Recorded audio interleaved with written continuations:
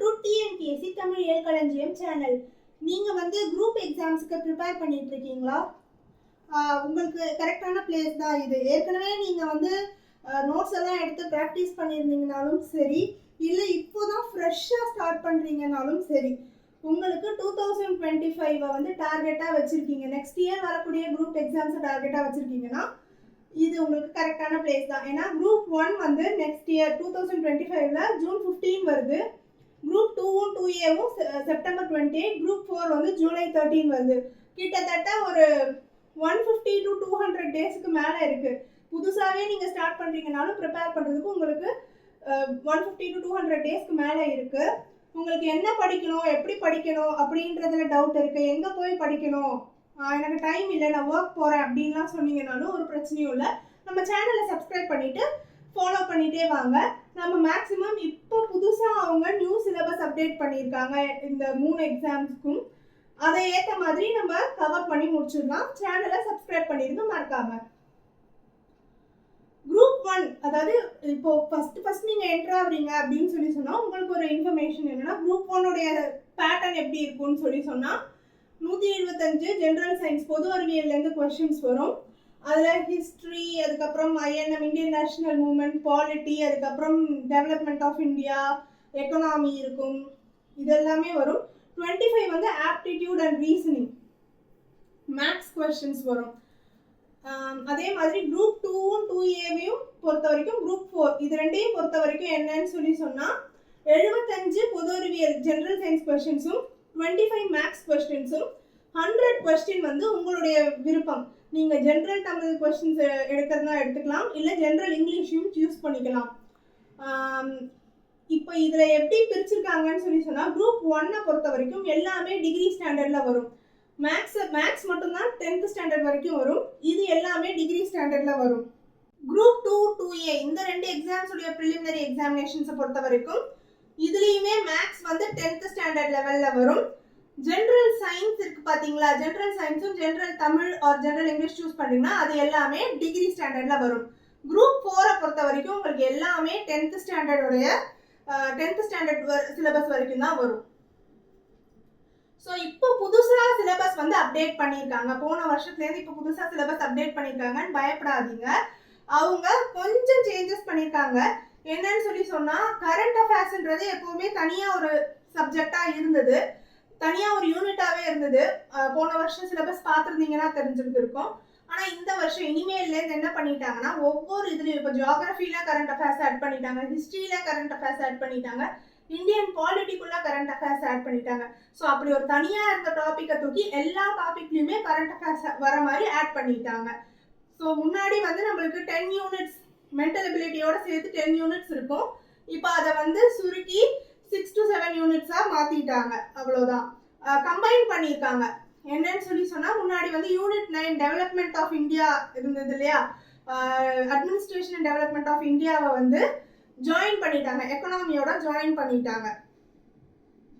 So இதில் நம்ம இப்போ என்ன பார்க்க போகிறோம்னு சொன்னால் ஹை வெயிட்டேஜ் இருக்கக்கூடிய டாபிக்ஸ் பார்க்கலாம்.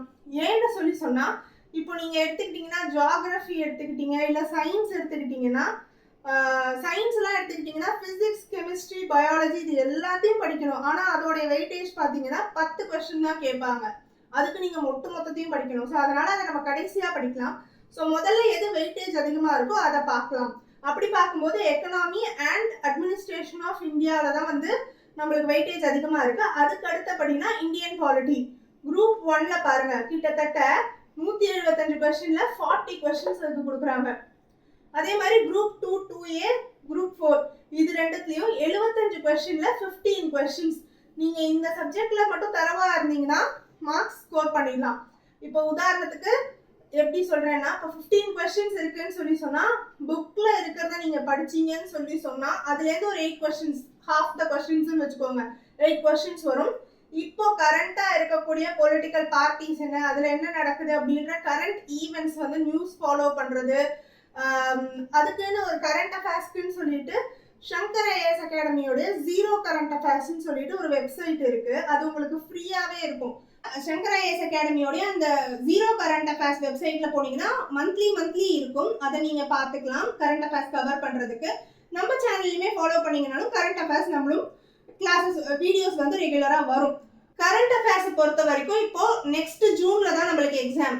மேக்ஸிமம் 1 இயருடைய கரண்ட் அஃபேர்ஸ் நம்ம படித்தா போதும். அதாவது மே 2024லேருந்து மே 2025 வரைக்கும் இருக்கக்கூடிய கரண்ட் அஃபேர்ஸ் வந்து கவர் பண்ணாலே போதுமானதா இருக்கும். இந்தியன் பாலிட்டியை பொறுத்த வரைக்கும் எங்கேருந்து படிக்கலாம் அப்படின்னு சொன்னால் மேக்ஸிமம் எல்லாமே ஸ்கூல் புக்ஸ் தான்.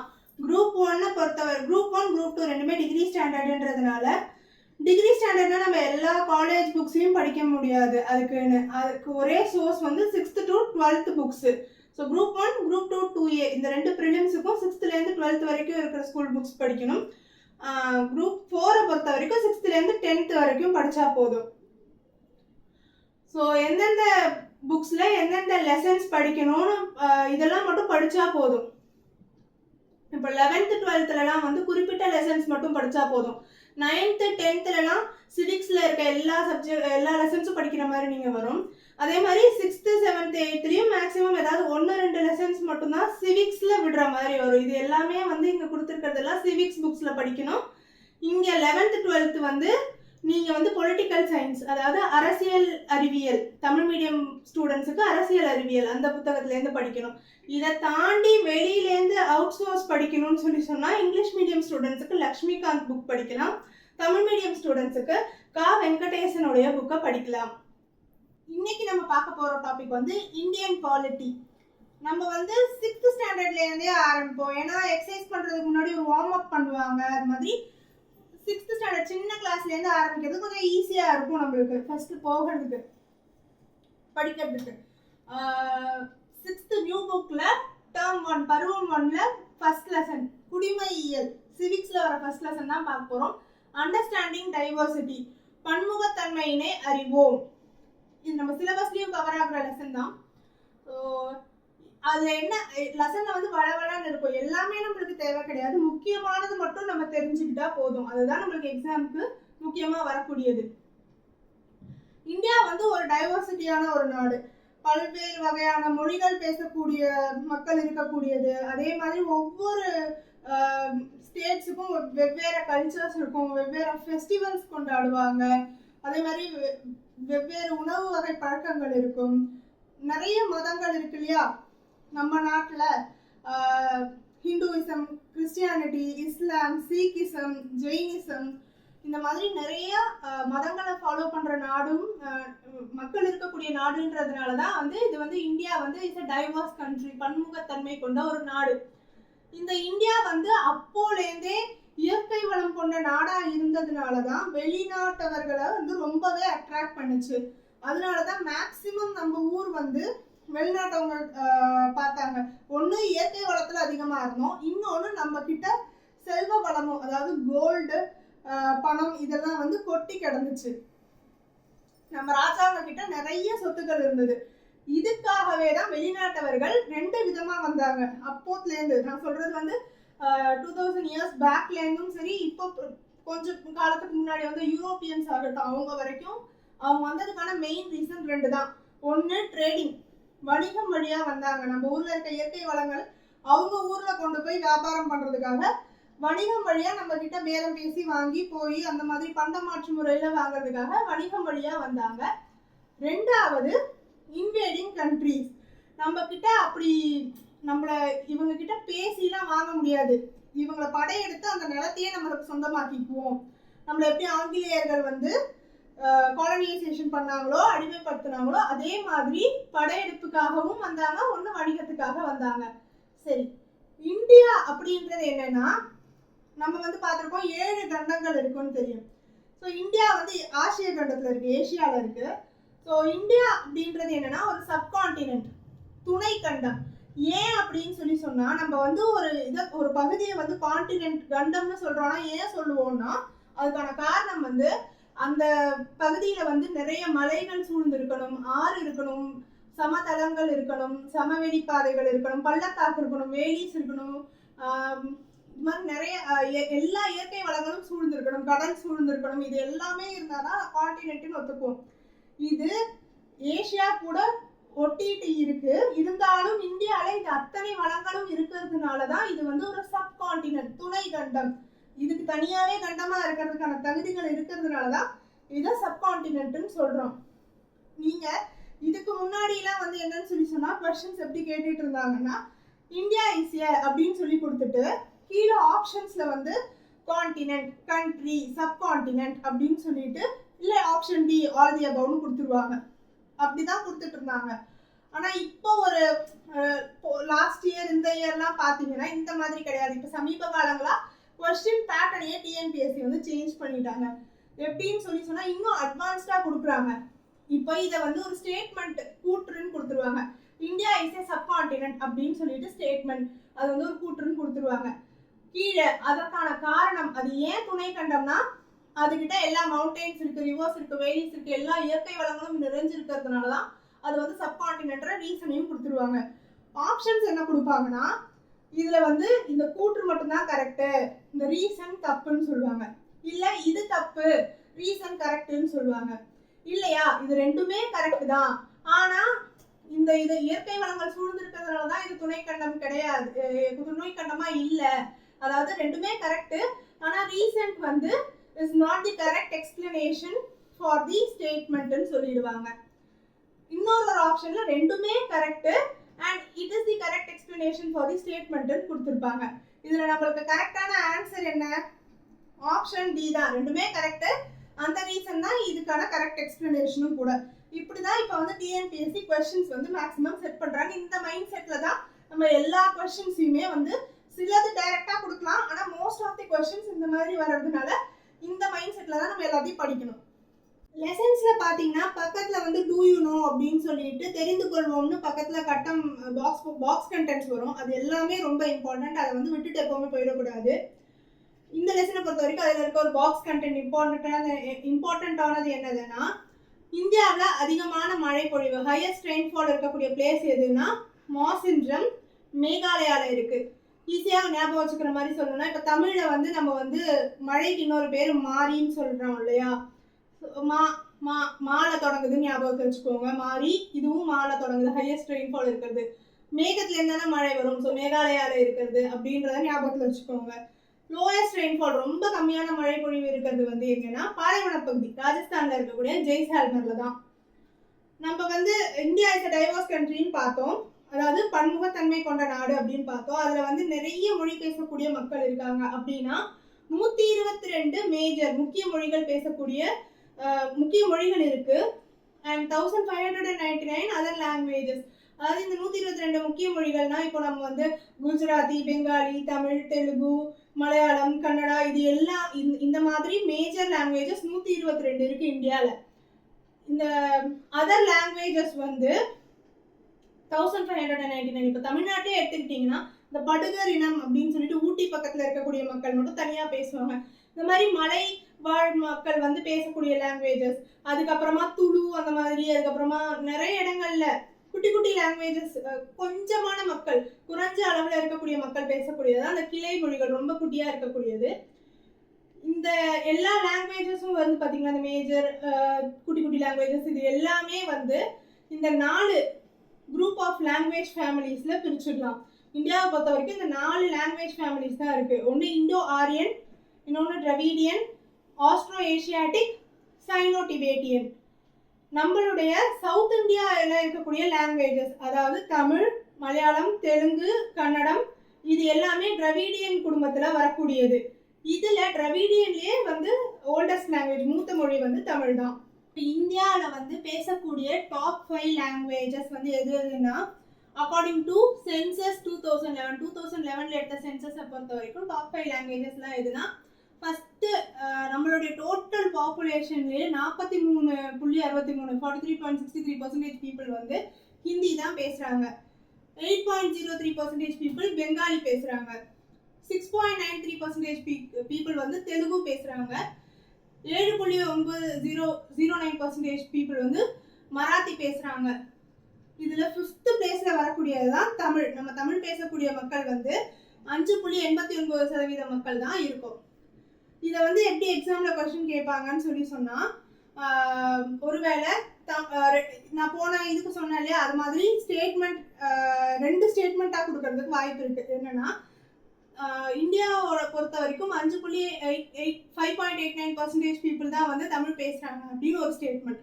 இன்னொரு ஸ்டேட்மெண்ட்ல வந்து டாப் 5 லாங்குவேஜஸ்ல அக்கார்டிங் டு சென்சஸ் 2011 எடுத்த சென்சஸ் பொறுத்த வரைக்கும் டாப் 5 லாங்குவேஜஸ்ல தமிழ் வந்து தான் 3rd பிளேஸ்ல பேசக்கூடிய லாங்குவேஜ் அப்படின்னு கொடுத்துருவாங்க. இப்போ நம்மளுக்கு வந்து ரெண்டுமே தெரிஞ்சிருக்கணும். இது 5th பிளேஸ் பிளஸ் இது என்ன பர்சன்டேஜ்னு தெரிஞ்சிருந்ததுன்னா அதில் ஃபர்ஸ்ட் ஸ்டேட்மெண்ட் வந்து அவங்க கரெக்டு 5.89% தான் பேசுகிறாங்கன்றது கரெக்டுன்னு தெரிஞ்சிடும். ஆனால் தமிழ் வந்து 3rd பிளேஸ் கிடையாது, 5th பிளேஸு. அப்போ அந்த ஸ்டேட்மெண்ட் செகண்ட் ஸ்டேட்மெண்ட் ராங் அப்படின்றத நம்ம வந்து சூஸ் பண்ணிக்கலாம். ஸோ இப்படி தான் வந்து கொஸ்டின்ஸ் கேட்பாங்க. இந்த ஐடியாலஜியோடையே தான் நீங்கள் படிக்கணும். அடுத்து என்னன்னா கான்ஸ்டிடியூஷன், நம்மளுடைய அரசியல் அமைப்பு இருக்கு இல்லையா, அந்த அரசியல் அமைப்பு என்ன பண்ணுதுன்னா 22 அஃபீஷியல் லாங்குவேஜஸை ரெகக்னைஸ் அங்கீகரிக்குது. அஃபீஷியல் லாங்குவேஜ்னா என்னன்னா அலுவல் மொழி. அதாவது இப்போ ஏதாவது கவர்மெண்ட் வந்து ஒரு சர்க்குலர் கொடுக்குது, ஒரு ஆர்டர் கொடுக்குது அப்படின்னு சொன்னா அந்தந்த ஸ்டேட்டுக்கு அந்தந்த மொழியில கொடுப்பாங்க. அப்படி அஃபீஷியலாக யூஸ் பண்ணுறதுக்கான கவர்மெண்ட் அது கொடுக்கக்கூடிய அறிக்கைகளில் கவர்மெண்ட் ஆஃபீஸர்ஸ்ல யூஸ் பண்ணுறதுக்கான மொழிகள் தான் வந்து இந்த அஃபீஷியல் லாங்குவேஜ். கவர்மெண்ட் லெட்டர் பேட்ல டைப் பண்ணக்கூடியது. அது வந்து இந்த 22 லாங்குவேஜஸ் யூஸ் பண்ணுறாங்க, தமிழ், தெலுங்கு, ஹிந்தி, மராத்தி இது மாதிரி இதில். ஸோ அதில் வந்து இங்கிலீஷும் ஒரு அஃபீஷியல் லாங்குவேஜ் தான். ஏன்னா சின்ன வயசுலேருந்து நம்ம இங்கிலீஷும் படிக்க ஆரம்பிச்சிட்டோம். வேர்ல்டு லெவலில் பொறுத்த வரைக்கும் இங்கிலீஷ் ஒரு இணைப்பு மொழி, லிங்க் லாங்குவேஜாக இருக்கு இல்லையா, நிறைய நாடுகள் பேசுறதுனால இங்கிலீஷும் நம்ம நாட்டை பொறுத்த வரைக்கும் ஒரு அஃபீஷியல் லாங்குவேஜ் தான். நம்ம நாட்டுக்கு நேஷனல் லாங்குவேஜ் தேசிய மொழி எதுவுமே கிடையாது. ஒன்லி இந்த அஃபீஷியல் லாங்குவேஜ் அலுவல் மொழிகள் மட்டும்தான். இந்த 22 அஃபீஷியல் லாங்குவேஜஸ்லாம் எது அப்படின்னு அந்த லிஸ்ட்டை வந்து எங்கே இருக்குதுன்னு சொன்னால் நம்மளுடைய அரசியல் அமைப்பில் கான்ஸ்டிடியூஷனில் ஷெட்யூல் 8 அட்டவணை 8ல் இருக்குது. அதுதான் அந்த ஷெட்யூல் 8 அட்டவணை 8 தான் வந்து அஃபீஷியல் லாங்குவேஜ் பற்றி பேசுது. இந்த ஷெட்யூல் இதெல்லாம் என்னன்னு சொல்லி பின்னாடி பார்ப்போம். இப்போ சும்மா உங்களுக்கு சொல்லணும்னு சொன்னால் இப்போ நம்ம ஒரு புக்கு எடுத்துக்கிட்டோம்னா முதல்ல வந்து ஒரு முகவுரை கொடுத்துருப்பாங்களா, ப்ரிஃபேஸ் கொடுத்துருப்பாங்களா, என்னென்னலாம் உள்ளே இருக்குது, என்ன லெசன்ஸ்லாம் இருக்குது, என்ன டாபிக்ஸ்லாம் வருதுன்னு சொல்லிட்டு. அது மாதிரி தான் இந்த ஷெட்யூல், இந்த பார்ட், இது எல்லாமே வந்து கான்ஸ்டிடியூஷன்ல திறந்த உடனே இந்த பார்ட் எதை பற்றி பேச போகுது, இந்த ஷெட்யூல் எதை பற்றி பேச போகுதுன்னு ஒரு ப்ரிஃபேஸ் முகவுரை மாதிரி. அதில் ஷெட்யூல் 8 பார்ட் 17 வந்து பகுதி 17ம் அட்டவணை 8ம் அஃபீஷியல் லாங்குவேஜ் அலுவல் மொழி பற்றி பேசுது. அதுக்குள்ள நம்ம கான்ஸ்டிடியூஷன் உள்ள திறந்து போகும்போது ஆர்டிகல் 343 to 351 ஷரத்து 343லேருந்து 351 வரைக்கும் இந்த அஃபீஷியல் லாங்குவேஜ் பற்றி தான் பேசுது. கவர்மெண்ட் ஆஃப் இந்தியா வந்து 6 மொழிகளை செம்மொழி கிளாசிக்கல் லாங்குவேஜஸ், அதாவது பழமை வாய்ந்த மொழிகள்னு அனௌன்ஸ் பண்ணியிருக்காங்க. இதில் வந்து ஃபஸ்ட்டு அப்படி அவங்க கிளாசிக்கல் லாங்குவேஜ் அப்படின்னு அனௌன்ஸ் பண்ணது வந்து தமிழை தான். அதுக்கு செம்மொழி அங்கீகாரம் எப்போ கிடைச்சிச்சுன்னா 2004ல். அடுத்தது சான்ஸ்கிரிட் 2005ல், தெலுங்கு 2008ல, தெலுங்கு அண்ட் கன்னடா ரெண்டுமே 2008ல், மலையாளம் வந்து 2013ல், ஒரியா 2016ல். ஸோ இது ரொம்ப இம்பார்ட்டண்ட். ஏன்னா போன வருஷம் அதாவது 2024 குரூப் 4 தமிழில் குரூப் 4ல் கேட்டிருந்தாங்க. என்னன்னா தமிழ் வந்து எந்த இயர் வந்து செம்மொழியாக அங்கீகரிக்கப்பட்டது, when it was recognized as classical language ன்னு கேட்டிருந்தாங்க. அதுக்கான answer 2004. Archaeological survey of India, நம்ம நாட்டுடைய தொல்லியல் துறை வந்து நிறைய கல்வெட்டுகள் கண்டுபிடிக்கிறாங்க, எபிகிராஃபிக் இன்ஸ்கிரிப்ஷன்ஸ். அதில் வந்து 60% ஆஃப் எபிகிராஃபிக் இன்ஸ்கிரிப்ஷன்ஸ் கல்வெட்டுகள் வந்து தமிழ்நாட்டிலேருந்து தான் கிடைக்குது. அதுலேயும் குறிப்பாக 60% ஆஃப் கல்வெட்டுகள் வந்து தமிழில் எழுதப்பட்டிருக்கு. நிறைய பெரும்பாலான எல்லா கல்வெட்டுகளும் தமிழில் தான் எழுதப்பட்டிருக்கு, தமிழ்நாட்டில் தான் கிடைக்குது. அப்போ நம்மளுடைய லாங்குவேஜ் வந்து எவ்வளோ ஓல்டஸ்டான லாங்குவேஜ்ன்றதை பார்த்துக்கோங்க. இதையும் ஒரு கொஸ்டினாக கேட்பாங்க, என்னென்னா முக்கியமானது தான். இந்தியா வந்து ஒரு எத்தனாலஜிக்கல் மியூசியம், இனங்களின் அருங்காட்சியகம் அப்படின்னு யார் சொல்கிறாங்கன்னா V.A. ஸ்மித் அப்படின்ற ஒருத்தர் சொல்கிறாரு. India is known for unity in diversity, அதாவது இந்தியான்றது வேற்றுமையில் ஒற்றுமையை கடைபிடிக்கக்கூடிய ஒரு நாடு அப்படின்னு யார் சொல்கிறாங்கன்னா ஜவஹர்லால் நேரு, நம்ம பிரைம் மினிஸ்டர் சொல்கிறாரு, ஃபர்ஸ்ட் பிரைம் மினிஸ்டர். அவர் எங்கே இதை குறிப்பிட்டிருக்காருன்னா அவருடைய புக்கான டிஸ்கவரி ஆஃப் இந்தியாவில். ஸோ யூனிட்டி இன் டைவர்சிட்டி அப்படின்னு சொன்னது யாரு அப்படின்னு சொல்லிட்டு அவங்க டைரக்டாக கொஸ்டின் கேட்பாங்க. அப்படி இல்லைன்னு சொன்னால் டிஸ்கவரி ஆஃப் இந்தியா அப்படின்ற புக்குடைய ஆத்தர் யாரு அப்படின்னும் கேட்பாங்க. அதுக்கும் ஆன்சர் நெஹ்ரு தான். இந்தியாவில் இருக்கக்கூடிய ஃபோக் டான்சஸ், நாட்டுப்புற நடனங்கள், இதெல்லாம் வந்து உங்களுக்கு மேட்ச் த ஃபாலோவிங் மாதிரி கேட்பாங்க, பார்த்துக்கோங்க. கொஞ்சம் கன்ஃபியூஸ் பண்ணுற மாதிரியும் கேட்பாங்க. தமிழ்நாடை பொறுத்த வரைக்கும் கரகாட்டம், ஒயிலாட்டம், கும்மி, தெருக்கூத்து, பொம்மலாட்டம், புலியாட்டம், தப்பாட்டம் இதெல்லாம் தான் நாட்டுப்புற நடனங்கள். கேரளாவில் வந்து தெய்யமும் மோகினி ஆட்டம் இது ரெண்டும் தான் ஃபோக் டான்ஸ். பஞ்சாப்ல வந்து பாங்கரா, குஜராத்ல வந்து கர்பா, தாண்டியா. குஜராத்துக்கு ஈஸியாக ஞாபகத்தில் வச்சுக்கலாம் பாருங்க. குஜராத் ஜில ஆரம்பிக்குதா, கர்பா குஜராத். அதே மாதிரி இந்த காதலர் தினம் படத்துல கூட வரும் இல்லையா, தாண்டியா ஆட்டமாட அந்த பாட்டுல குஜராத் குமரிகள் கூடன்னு அந்த பாட்டை கூட நீங்க ஞாபகத்துல வச்சுக்கலாம். ராஜஸ்தானுக்கு வந்து கல்பேலியா, கூமர். நீங்க யாராவது இந்த ஹிந்தி மூவி ஒன்று வந்துச்சு பத்மாவத்னா, அது பார்த்துருந்தீங்கன்னா உங்களுக்கு இது ஞாபகம் வச்சுக்கிறதுக்கு ஈஸியா இருக்கும். ஏன்னா வந்து அந்த ராஜஸ்தான் பகுதியை சேர்ந்த மேவார் இளவரசர் இளவரசி அப்படின்னு அந்த தீபிகா படுகோனே ஆடுற சாங் வந்து ராஜஸ்தான் கிங்டம் ரெப்ரசென்ட் பண்ற மாதிரி தான் அதை ஆடுவாங்க. அதுதான் அவங்களுடைய நாட்டுப்புற நடனம்.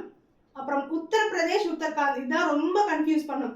இது ஈஸியா என்ன ஞாபகத்துல வச்சுக்கலாம்னா, உத்தரகாண்டுக்கு வந்து சோழியா, உத்தரப்பிரதேஷ்க்கு வந்து ராசலீலா. இந்த உத்தரப்பிரதேஷ்னு இருக்குது பாத்தீங்களா, இது வந்துதான் இந்த கங்கைக்கு பக்கத்துல இருக்கக்கூடியது. இந்த உத்தரப்பிரதேஷ்ல தான் வந்து நிறைய ராஜ்யங்கள் கிங்டம்ஸ் வந்து செழிப்பா இருந்துச்சு. ஸோ அந்த உத்தரப்பிரதேஷ்ல ராஜ்யங்கள் நிறைய அரசுகள் வந்து செழிப்பா இருந்ததுனால ராச லீலா, ஸோ ராஜ்யங்கள் செழிப்பா இருந்த பகுதி உத்தரப்பிரதேஷ். அதோடைய ஃபோக் டான்ஸ் வந்து நாட்டுப்புற நடனம்னு ஈஸியா ஞாபகம் வச்சுக்கோங்க. ஏன்னா இது ரெண்டும் ரொம்ப கொஞ்சம் கன்ஃபியூஸ் பண்ணும். உத்தரகாண்டுக்கு சோழியா, அசாமுடைய ஃபோக் டான்ஸ் வந்து பிஹு.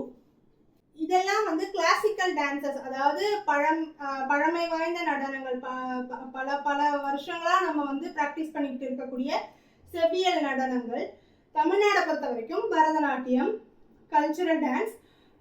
கேரளாவுக்கு வந்து கதகளி, ஆந்திராவுக்கு குச்சிப்புடி, கர்நாடகாவுக்கு வந்து யக்ஷகானா, நார்த் இந்தியா வட இந்தியாவோட ஒரு டான்ஸ் ஃபார்மேட் தான் கதக், அஸ்ஸாமுக்கு வந்து சத்ரியா, மணிப்பூருக்கு ரொம்ப ஈஸி அப்படின்னு ஞாபகம், மணிப்பூரி, ஒடிசாவுக்கு ஒடிசி. இது ரெண்டும் ரொம்ப ஈஸி. ஸோ இதில் நம்மளை வந்து கன்ஃபியூஸ் பண்ணுற மாதிரி எதெல்லாம் கொடுப்பாங்கன்னு சொன்னால், இப்போ இந்த கேரளா அசாம்லாம் ஃபோக் டான்சஸும் நம்ம பார்த்தோம் இல்லையா, அவங்க வந்து டக்குன்னு இப்போ கிளாசிக்கல் டான்சஸ் எதெல்லாம் அப்படின்னு சொல்லிட்டு மேட்ச் த ஃபாலோயிங் கொடுத்துக்கிட்டே இருக்கும்போது கேரளாவுக்கு கதகளி கொடுக்காம அவங்க பாட்டுக்கு தெய்யம்னு கொடுத்துருவாங்க, இல்லை அசாமுக்கு வந்து பீஹூன்னு கொடுத்துருவாங்க. இதில் இந்த find the wrong match in பேர் அப்படின்னு சொல்லிட்டு கொடுத்துருவாங்க. எது இதில் தவறான இணைன்னு கேட்பாங்க. அப்போ நம்மளுக்கு கரெக்டான தெரிஞ்சாதான் எது தப்புன்னு சூஸ் பண்ண முடியும். ஸோ இதை நல்லா ஞாபகத்தில் வச்சுக்கணும். இது வரைக்கும் நான் எடுத்தது உங்களுக்கு ஸ்பீடாக போகிற மாதிரி இருந்தாலோ இல்லை ஏதாச்சும் டவுட் இருந்தாலோ கீழே கமெண்ட்டில் சொல்லுங்கள். இது வந்து நீங்கள் கீழே கமெண்ட்டில் ஆன்சர் பண்ணுங்கள். அப்போ தான் உங்களுக்கு புரிஞ்சுதா புரியலையான்னு எனக்கு தெரியும். தமிழ் வந்து எந்த இயர் வந்து கிளாசிக்கல் லாங்குவேஜாக, அதாவது செவ்வியல் மொழியாக வந்து அங்கீகரிக்கப்பட்டது, when it was recognized அப்படின்னு சொல்லுங்கள். நெக்ஸ்ட் வந்து அலுவல் மொழிகளை பற்றி அரசியலமைப்பு கான்ஸ்டிடியூஷனில் வந்து பேசக்கூடிய அட்டவணை, ஷெட்யூல் அண்ட் ஆர்டிக்கல் எதுன்னு சொல்லுங்கள். அண்ட் அதுக்கப்புறமா சத்ரியா அப்படின்றது எந்த ஸ்டேட்டுடைய, எந்த மாநிலத்துடைய செவ்வியல் நடனம் அப்படின்றதையும் மறக்காமல் கீழே கமெண்ட்டில் ஆன்சர்ஸை கமெண்ட்டில் சொல்லிடுங்க. இந்த வீடியோ உங்களுக்கு பிடிச்சிருந்ததுன்னா லைக் பண்ணுங்கள். யூஸ்ஃபுல்லாக இருக்குன்னு நினச்சிங்கன்னா டிஎன்பிஎஸ்சி படிச்சுட்ருக்க உங்களுக்கு தெரிஞ்சவங்களுக்கும் ஷேர் பண்ணுங்கள். இந்த மாதிரி ஃப்யூச்சரில் நிறைய வீடியோஸ் வர்றதுக்கு சேனலை மறக்காமல் சப்ஸ்கிரைப் பண்ணிட்டு பாருங்கள். தேங்க்யூ.